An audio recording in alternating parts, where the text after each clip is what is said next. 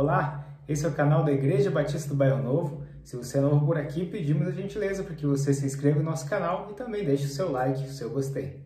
Então vamos para a nossa palavra de hoje, domingo, dia 11 de abril de 2021, que tem como tema Grandioso és tu. Meditar sobre a soberania de Deus, sobre a grandiosidade de Deus, sobre a força de Deus, sobre o poder de Deus, sobre o imenso amor de Deus, sobre o seu governo e como ele está sustentando todo o universo é muito bom e nos dias de hoje, principalmente, nos traz grandes lições para nós mantermos a nossa confiança no nosso Deus e na sua suprema grandeza e na sua soberania.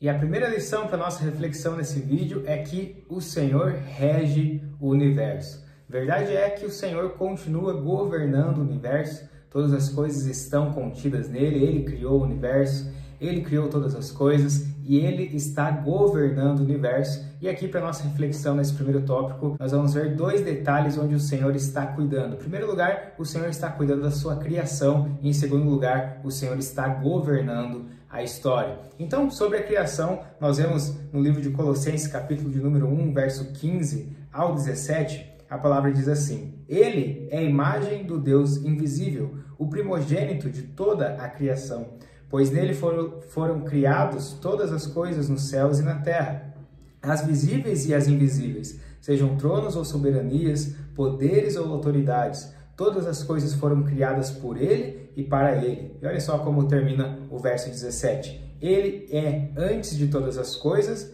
e nele tudo subsiste. Ou seja, esse texto de Colossenses nos ensina que, além de criar todas as coisas por intermédio de Jesus, nós vemos a palavra de Deus afirmando em João, capítulo 1, verso número 1, que no princípio era o Verbo, e o Verbo era Deus, estava com Deus, e por meio dele foram criadas todas as coisas. Nós vemos que, através de Jesus, todas as coisas foram criadas, ou seja, Jesus é a palavra, Jesus é o verbo, ou seja, esse verbo que dá uma ação, que dá um sentido, que faz com que as coisas sejam formadas.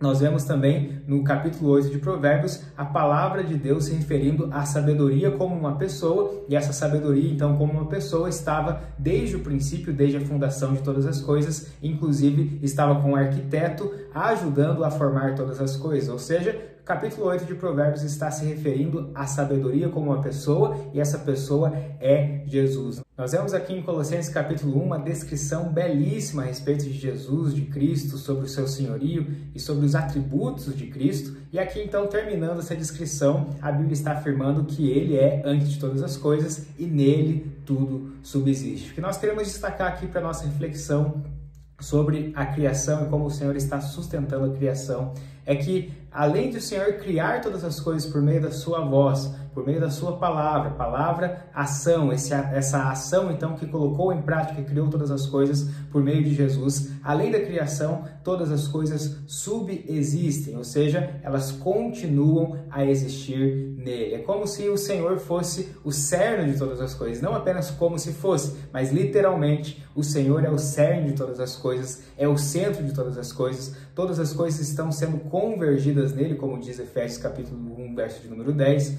e então todas as coisas estão subsistindo, conforme o Senhor existe, ele é soberano, e grandioso é o nosso Deus, e ele é soberano, e ele existe, e ele continua a subsistir pelos séculos dos séculos e para todo sempre. Assim também a criação está sendo sustentada nele, todas as coisas foram criadas e continuam a existir nele. Salmos de número 19, verso 1 diz assim: os céus proclamam a glória de Deus e o firmamento proclama a obra de suas mãos. Portanto, cremos que o nosso Deus é o centro de todas as coisas, é o centro do universo, é o centro da criação e todas as coisas continuam existindo e subsistindo nele, porque o seu poder é que governa todo o universo e sustenta todo o universo. E assim como cremos que o Senhor sustenta e governa todo o universo, assim também cremos que o Senhor sustenta e governa a história da humanidade. Em 2020 e 2021 vivemos anos lamentáveis no sentido de uma pandemia, no sentido de mortes. Obviamente já passamos por situações assim na história da humanidade antes, mas quem somos nós para tentarmos compreender o projeto de Deus, os desígnios de Deus, quando se fala da linha do tempo e ao nível de história de milênios, ao nível de história inclusive da eternidade? Só podemos nos render a Deus, descansar nele, compreender que ele está no controle da história, que ele não abandonou a história, ele não abandonou a humanidade, ele não está castigando a humanidade, mas muito ao contrário, precisamos depositar a nossa confiança no Senhor, de que ele está no controle de todas as coisas, assim como está no controle da criação e do universo, e também está no controle da história da humanidade. O Senhor tem os seus desígnios, o Senhor tem os seus projetos, o Senhor tem os seus planos, e cabe a ele decidir em quais tempos, em quais eras ele vai efetuar ou vai permitir com que a história caminhe em determinados rumos. Então, nós temos o nosso papel de simplesmente confiar na sua grandeza, no seu poder, porque ele não perdeu o controle da história da humanidade. É o que nós vemos na palavra do Senhor com relação ao povo de Israel, que no contexto do profeta Jeremias estava passando por uma situação de calamidade pública. O povo era escravo em uma outra terra, escravo de uma outra nação, ou seja, padeciam de diversos males. Então, o clamor do povo, a necessidade do povo, o desespero do povo eram coisas que estavam muito evidentes. Mas em Jeremias capítulo 29, versos 10 ao 12, a Bíblia diz assim: assim diz o Senhor, quando se completarem os 70 anos da Babilônia, eu cumprirei a minha promessa em favor de vocês, de trazê-los de volta para este lugar. Vamos notar aqui que o Senhor não havia perdido o controle da história da humanidade. E a Bíblia continua dizendo: porque sou eu que conheço os planos que tenho para vocês, diz o Senhor, planos de fazê-los prosperar e não de lhes causar dano, planos de dar-lhes esperança e um futuro. Então vocês clamarão a mim, virão orar a mim e eu os ouvirei. Olha só como a Bíblia apresenta esse Deus que não perdeu o controle da história. Embora naqueles momentos, naqueles anos, naqueles 70 anos, o povo padeceu de dificuldades, mas o propósito de Deus era justamente levantar um espírito de clamor, de oração e de súplica em meio àquele povo. E justamente foi o que aconteceu no decorrer da história. O Senhor estava no governo da história e houve um despertar e esse povo então retornou aos caminhos do Senhor. Portanto, nós vemos aqui um Deus que está no controle da história e que se coloca à disposição do seu povo para então orarmos, clamarmos a Ele, e o Senhor que rege a história está ouvindo as nossas orações e o nosso clamor e conhece as nossas necessidades. Nesses anos de 2020 e 2021, que o nosso coração não esteja desesperado, olhando para tantos outros lados que não nos possam trazer esperança, mas que o nosso coração esteja depositado na fé, na confiança e na certeza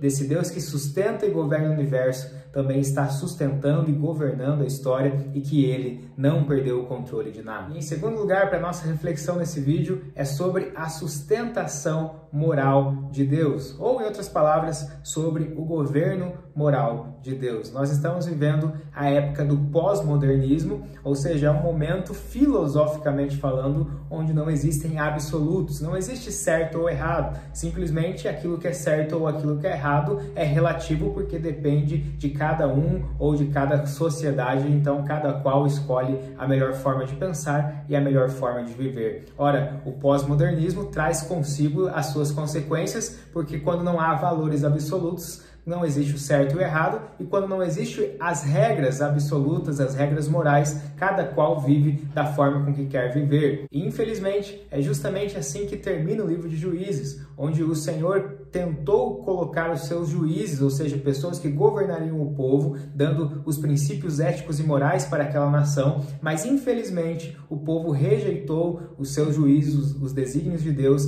e queriam viver da forma com que eles bem entendiam. Então, esse conceito pós-moderno, onde não existem absolutos, acaba degradando a moral, acaba degradando os princípios morais e as práticas morais, e assim então acaba degradando a própria sociedade. O pastor John MacArthur descreveu certa vez numa frase justamente o que estamos vivendo nesse contexto de pós-modernismo, ou seja, sem absolutos, sem valores morais e inclusive sem os valores de Deus na sociedade. Ele disse assim: Satanás continua os seus esforços para tornar o pecado menos ofensivo, o céu menos atraente, o inferno menos horrível e o evangelho menos urgente.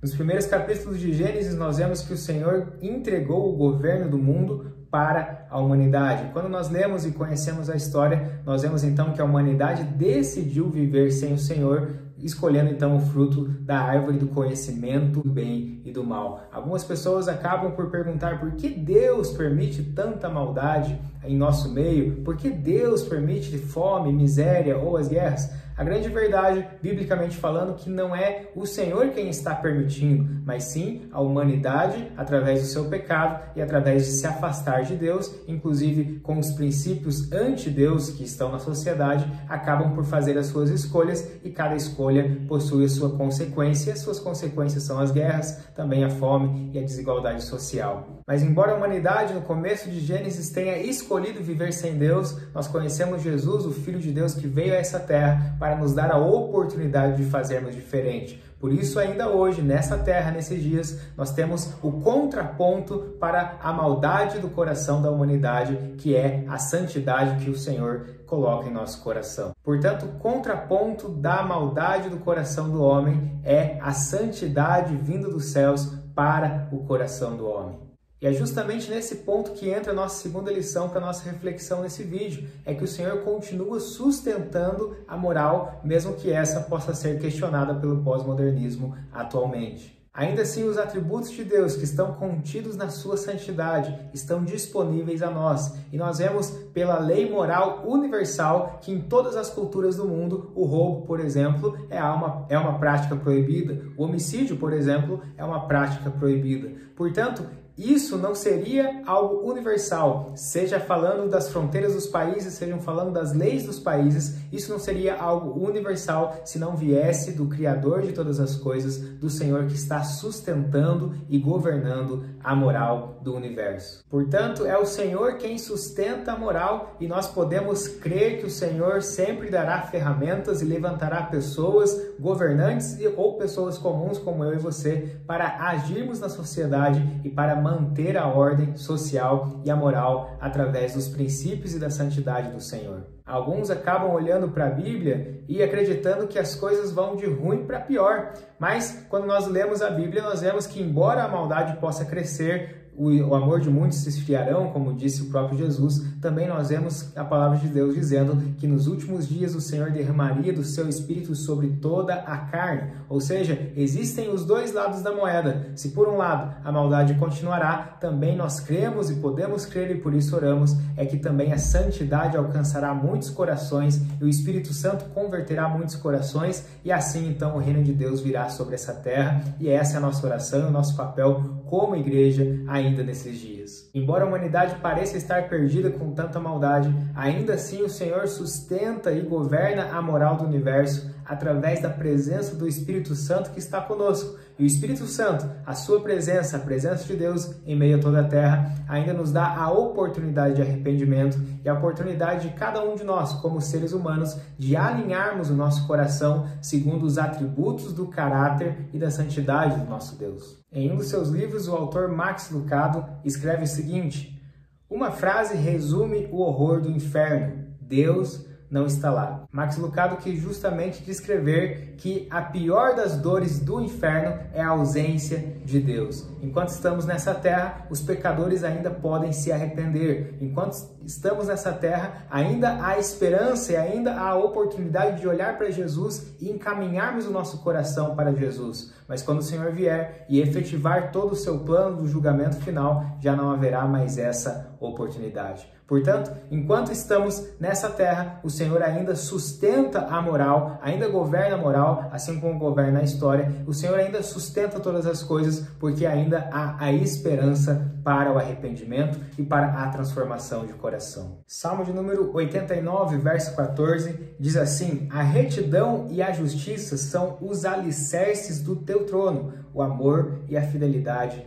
vão à sua frente. Ou seja, um texto que diz que o governo moral é a base do trono de Deus. Assim também, em 2 Timóteo, capítulo 2, verso 13, a Bíblia diz assim: se somos infiéis, ele permanece fiel, pois não pode negar-se a si mesmo. Ou seja, o que Paulo quis dizer aqui? É que justamente o Senhor possui um atributo moral, a sua essência não pode ser negada. Aquilo que ele é em essência, mesmo que alguém o abandone, ele não abandonará, ele continua sendo Deus, ele continua sendo fiel, ele continua sendo poderoso, ele continua sendo abundante em amor, porque ele é Deus e o seu governo moral continua absoluto, porque grandioso é o nosso Deus. E como é que isso pode ser aplicado em nossa vida? Ora, se olhamos para Jesus, olhamos para Deus, então compreendemos que somos seus filhos, então nós devemos possuir as características do nosso Deus. Gálatas capítulo de número 5, versos 22 ao 25, a Bíblia diz assim: mas o fruto do Espírito é amor, alegria, paz, paciência, amabilidade, bondade, fidelidade, mansidão e domínio próprio. Contra essas coisas não há lei. Os que pertencem a Cristo Jesus crucificaram a carne, com as suas paixões e com os seus desejos. Se vivemos pelo Espírito, andemos também pelo Espírito. Qual que é a mensagem de Gálatas aqui para nós? É que Deus possui características, possui um caráter, possui atributos. E se somos filhos de Deus, então nós herdamos isso também da parte de Deus. Aquilo que nós adoramos, nós nos tornamos semelhantes. Aquilo que nós buscamos ser e conhecer, assim como nós conhecemos e buscamos conhecer a Deus, assim também nós nos tornaremos. Que seja assim em nossa vida, que possamos ser parecidos com Jesus a cada dia mais e possamos então herdar as suas características e os seus atributos e colocar em prática a vida cristã e o coração do Senhor sobre a nossa vida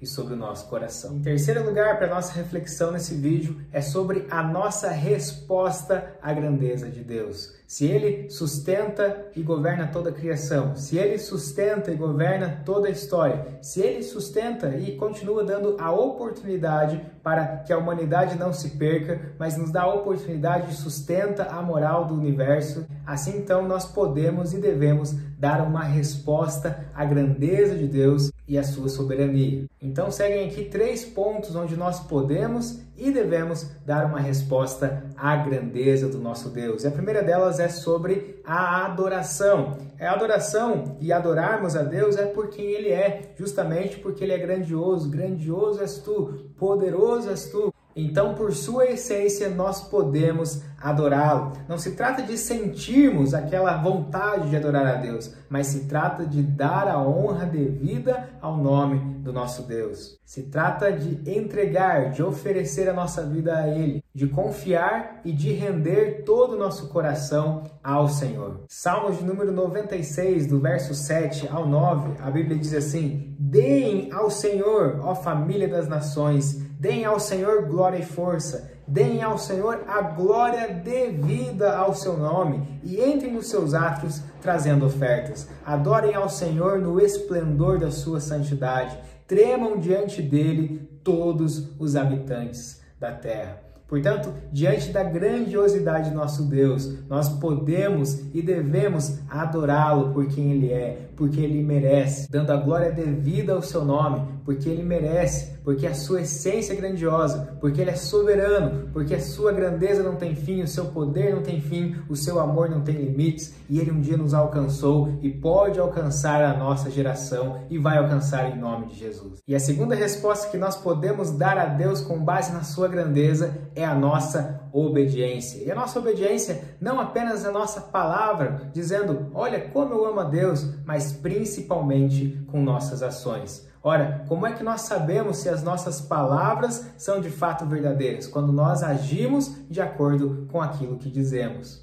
Afinal de contas, a conversão trata-se em primeiro lugar da metanoia, ou seja, da mudança de mente. Mas quando mudamos a mente, consequentemente, mudamos também as nossas atitudes. No Evangelho de João, capítulo de número 14, versos 23 ao 24, a Bíblia diz assim: respondeu Jesus: se alguém me ama, guardará a minha palavra. Meu Pai o amará, nós viremos a ele e faremos nele morada. Aquele que não me ama, não guarda as minhas palavras. Essas palavras que vocês estão ouvindo não são minhas, mas do meu Pai que me enviou. Ou seja, Jesus estava dizendo que quem o ama guarda as suas palavras, ou seja, coloca em prática, não apenas ouve, não apenas diz que o ama, mas principalmente que coloca em prática em suas atitudes essa conversão. Esse amor a Jesus, então, é demonstrado principalmente em nossas atitudes. Portanto, também podemos dar essa resposta à grandeza do nosso Deus, à nossa obediência, reconhecendo que Ele sabe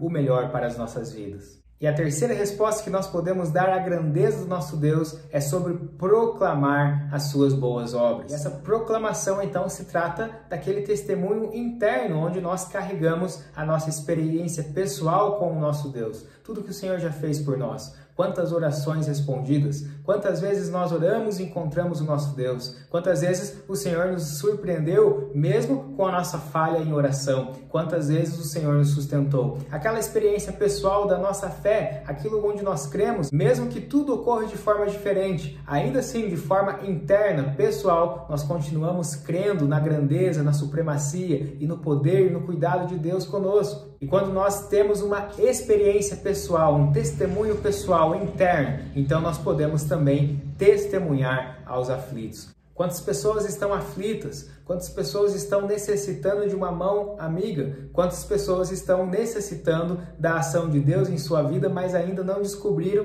que o caminho para isso é se render a Jesus? Quantas pessoas estão necessitando de uma ajuda em sua alma, estão profundamente abaladas, mas através da nossa experiência pessoal, que talvez já passamos por situações semelhantes, nós podemos então proclamar a grandeza do nosso Deus. Salmo de número 34, versos 1 ao 3, a Bíblia diz assim: bendirei o Senhor o tempo todo, os meus lábios sempre o louvarão, minha alma se gloriará no Senhor. Ouçam os oprimidos e se alegrem, proclamem a grandeza do Senhor comigo, juntos exaltemos o seu nome. Ou seja, quando proclamamos aquilo que o Senhor fez em nossa vida, e muito mais do que isso, quando proclamamos, como já vimos, dando a honra devida ao seu nome, assim então nós damos também a oportunidade de os aflitos aliviarem a sua carga através de Jesus Cristo, que é a ponte e o caminho para Deus. Portanto, que possamos dar a nossa resposta à grandeza de Deus em adoração, em obediência e também proclamando a bondade do nosso Deus. Vamos orar ao Senhor?